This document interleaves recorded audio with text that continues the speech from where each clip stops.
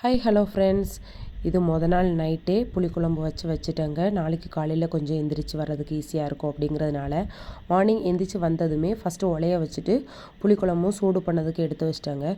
புளிக்குழம்பு சூடு பண்ண கையோட அப்படியே தண்ணி இல்லைங்க, சரி ஹாட் வாட்டர் போட்டுடலாம் அப்படின்னு சொல்லிட்டு ஹாட் வாட்டரும் பிடிச்சி வச்சுட்டு அரிசியும் கொஞ்சம் நேரம் ஊற வைக்கலாம் அப்படின்னு சொல்லிட்டு அரிசியும் ஊற போட்டேங்க.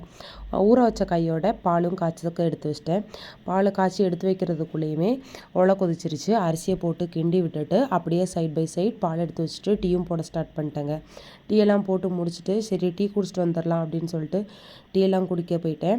டீயை குடிச்சிட்டு வந்து தம்பிக்கு வந்து பிரேக்ஃபாஸ்ட்டுக்கு என்ன செய்யலாம் அப்படின்னு யோசிக்கும்போது தம்பி ப்ரெட்டு கேட்டான்.